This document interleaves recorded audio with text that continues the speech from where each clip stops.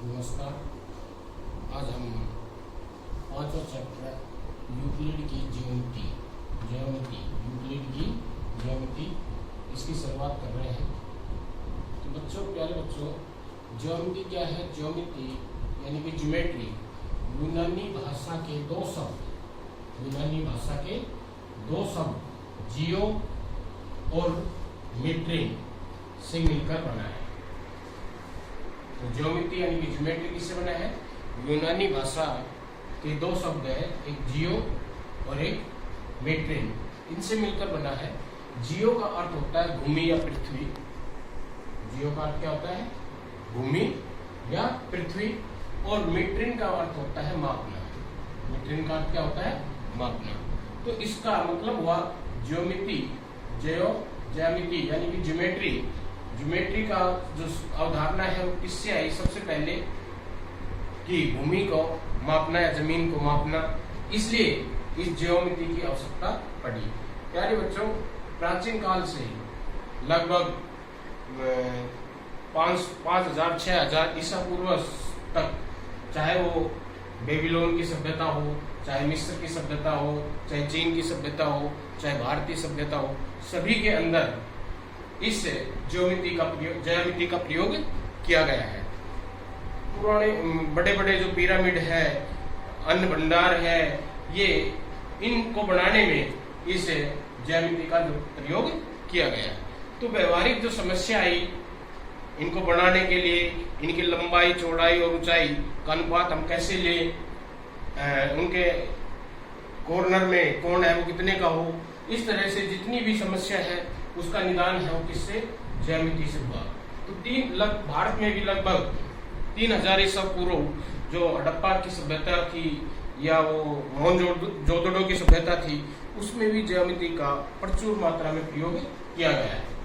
तो हम कह सकते हैं कि ज्योमेट्री ये गणित का भाग है जिसका प्राचीन काल से प्रयोग होता आया है। इसलिए ये कोई नया गणित का नया भाग नहीं है, ये बहुत पुराना भाग है। लेकिन उस समय जो प्राचीन काल में ईसा पूर्व 3000-4000 ईसा पूर्व की बात, उस समय इनके प्रूफ नहीं होते थे। हम सिद्ध नहीं करते थे कि भाई एक सर्कल है, एक वृत्त है, उसका जो व्यास है उसे दो समान भागों में विभाजित करता है, या जो पाइथागोरस थ्योरम यानी कि एक समकोण त्रिभुज की आधार और लंब और कर्ण का संबंध क्या है, ये सारी चीजें उस समय थी, लेकिन उनका प्रूफ नहीं था।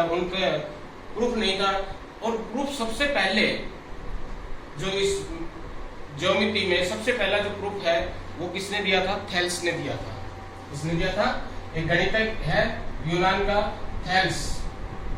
उसने सबसे पहले इस ज्योमेट्री में प्रूफ दिया था। क्या दिया था? वो प्रूफ दिया था कि एक वृत्त का जो व्यास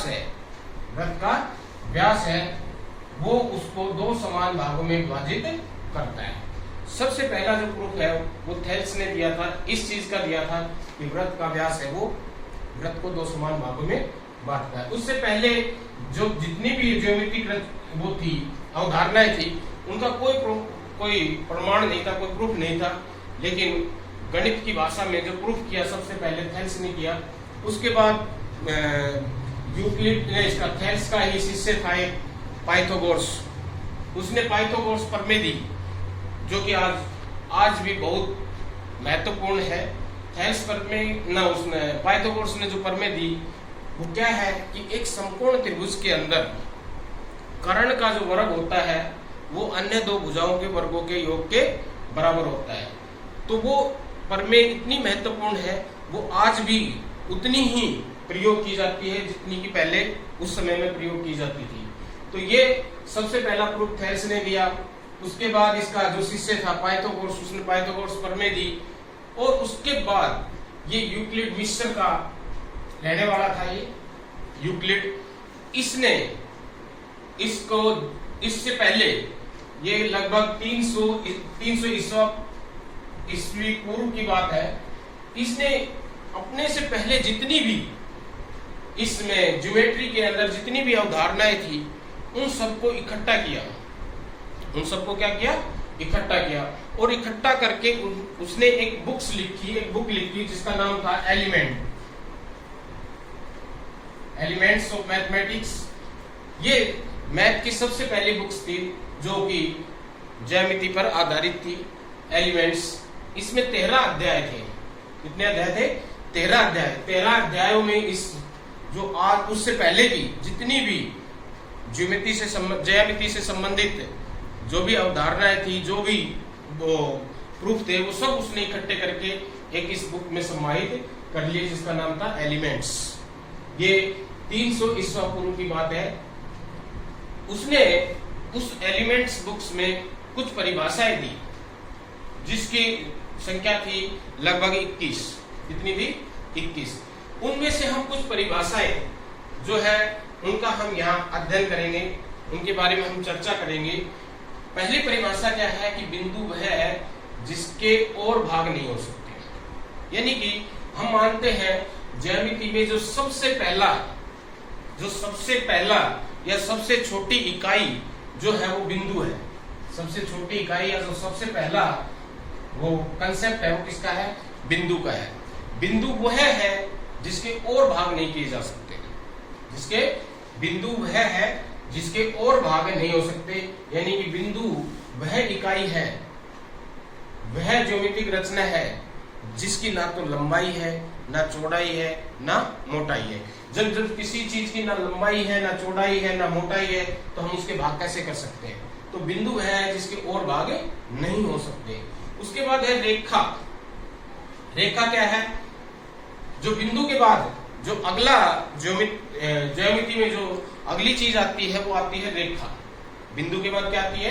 रेखा। तो रेखा क्या है? रेखा चौड़ाई रहित लंबाई है। रेखा क्या है? चौड़ाई रहित लंबाई है। यानी कि ऐसी लंबाई जिसकी कोई चौड़ाई नहीं है। जैसे ये हम ड्रॉ कर रहे हैं, हमें दिखाई दे रही है, लेकिन रेखा है वो हमें दिखाई नहीं रही। जैसे हमारी आंख से हम किसी चीज को देख रहे हैं, हमारी आंख से उस जो ऑब्जेक्ट है उसकी सीधी रेखा बन रही है, वो हमें दिखाई नहीं दे रही। तो हमारी आंख से उस तक की जो लंबाई है उसकी कोई चौड़ाई नहीं है, लेकिन वो रेखा है। तो रेखा क्या है? रेखा चौड़ाई रहित लंबाई है। वो लंबाई है, चौड़ाई उसकी कोई नहीं है। तो इसलिए जो बिंदु के बाद जो दूसरा कंसेप्ट आता है वो रेखा। फिर रेखा के तो आगे रेखा से रिलेटेड है, किरण है, रेखाखंड है, लेकिन बिंदु के बाद क्या आता है? रेखा। उसके बाद अगला क्या है? रेखा के शीर्ष बिंदु होते हैं। रेखा के जो है शीर्ष है वो क्या होते हैं? बिंदु होते हैं। ये बिंदु होते हैं। रेखा की कोई लंबाई नहीं होती, इसकी लंबाई अपरिमित होती है, लेकिन जो इसके शीर्ष माने गए हैं वो क्या है? बिंदु है। उसके बाद चौथा है एक सीधी रेखा। एक सीधी रेखा ऐसी रेखा है जो स्वयं पर बिंदुओं के साथ सपाट रूप से स्थित होती है। यानी कि रेखा क्या है? एक सीधी रेखा है। एक सीधी रेखा क्या है? एक ऐसी रेखा है जिस पर जो स्वयं पर बिंदु, यहाँ ये रेखा है, मान लो इस पे कितने बिंदु है? अनंत बिंदु है। ये बिंदु भी क्या है? सपाट है, इसकी कोई लंबाई नहीं है, कोई चौड़ाई नहीं है, कोई मोटाई नहीं है। तो इस पे रेखा पे क्या है? बिंदु है। वो कह रहा है कि एक सीधी रेखा ऐसी रेखा है जो स्वयं पर बिंदुओं के साथ सपाट रूप से स्थित होती है। यानी कि उसके ऊपर बिंदु है। इस रेखा के हर जगह एक बिंदु है, और वो बिंदु कैसा है? सपाट है। सपाट में पहले बताया गया है कि बिंदु वह है जिसके कोई भाग नहीं हो सकते, यानी उसकी ना लंबाई है, ना चौड़ाई है, ना मोटाई है। तो इसलिए बिंदु रेखा के प्रत्येक जगह क्या है? एक बिंदु है। तो वो कह रहा है एक सीधी रेखा ऐसी रेखा है जो स्वयं पर बिंदु के साथ सपाट रूप से स्थित होती है। उसके बाद आता है एक पृष्ठ। बिंदु के बाद रेखा, और रेखा के बाद पृष्ठ आता है। ज्यामिति उसके बाद शुरू होती है। पहले बिंदु आया, फिर रेखा आई, और फिर उसके बाद क्या है? पृष्ठ आया। पृष्ठ वह है जिसकी केवल लंबाई और चौड़ाई होती है। जिसकी केवल क्या होती है? लंबाई और चौड़ाई होती है। जैसे ये ब्लैक बोर्ड है, व्हाइट बोर्ड है, इसका जो पृष्ठ है ये प्लेन है, बिल्कुल सपाट है। तो ये क्या है? पृष्ठ है। इसकी ये लंबाई है और ये चौड़ाई है। तो इस पृष्ठ में क्या है, एक पृष्ठ वह है जिसकी केवल लंबाई और चौड़ाई होती है और कुछ नहीं होता, मोटाई नहीं होती इसकी क्या होती है, सिर्फ लंबाई और चौड़ाई। हम उसको ऐसे बना सकते हैं, ये हवा में भी ये लंबाई ये चौड़ाई, ये क्या बन गया पृष्ठ में। तो पृष्ठ है जिसकी लंबाई और चौड़ाई होती है लेकिन उसकी मोटाई नहीं होती। उसके बाद है पृष्ठ के किनारे रेखाएं होती है। कोई भी पृष्ठ है उसके जो किनारे हैं वो क्या होंगी, रेखाएं होंगी। जैसे कि ये पृष्ठ है, इसकी ये सीधी क्या है, रेखा है, ये भी क्या है, रेखा है, ये भी क्या है, रेखा है, और ये भी क्या है, रेखा है। तो पृष्ठ के किनारे रेखाएं होती है, पृष्ठ के किनारे क्या होते हैं, रेखाएं होती है। और लास्ट है एक समतल पृष्ठ। ऐसा पृष्ठ है जो स्वयं पर सीधी रेखाओं के साथ सपाट रूप से स्थित होता है। यानी कि ये पृष्ठ है, ये क्या है, एक ऐसा पृष्ठ है जो स्वयं पर, यानी कि इसके ऊपर हम जितनी चाहे रेखाएं ड्रा कर सकते हैं, इतनी चाहे रेखाएं ड्रा कर सकते हैं। तो एक समतल पृष्ठ के किनारे रेखाएं होती है। तो पृष्ठ के जो किनारे हो क्या है, रेखा है। उसके बाद है एक समतल पृष्ठ। ऐसा पृष्ठ है जो स्वयं पर सीधी रेखाओं के साथ सपाट रूप से स्थित है, यानी कि प्लेन है, बिल्कुल सपाट है, कोई खुरदरापन नहीं है इसमें। और इस पे क्या है, रेखाएं हैं, क्या है, इस पे सीधी रेखाएं के साथ सपाट रूप से स्थित है। तो ये पृष्ठ है। तो इस तरह से कुछ परिभाषाएं इसने जो यूक्लिड ने ली है, इनका कोई प्रूफ, तो इन परिभाषाओं का कोई प्रूफ नहीं है, लेकिन ये इतने प्रयोग में आते हैं और इतने महत्वपूर्ण है कि बिना प्रूफ के ये सर्व सत्य है, यानी कि हमेशा सत्य है, इनको हम झुटला नहीं सकते। तो ये थी यूक्लिड की ज्योमेट्री की जो पहली अवधारणा हो क्या परिभाषा है। और ज्योमेट्री क्या है, ज्योमेट्री यूनानी भाषा के दो शब्दों से बना है, जिसका जो जियो और मीट्रिन, जियो और मीट्रिन से बना है। जियो का अर्थ होता है भूमि या पृथ्वी और मीट्रिन का अर्थ होता है मापना।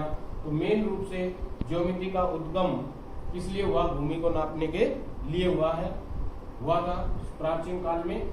और इसका जो इसके प्रूफ जो है वो 300 ईसा पूर्व से स्टार्ट हुए हैं। तो आज इतना ही है। इन जो परिभाषाओं को है तुम अच्छी तरह से देख लेना। धन्यवाद।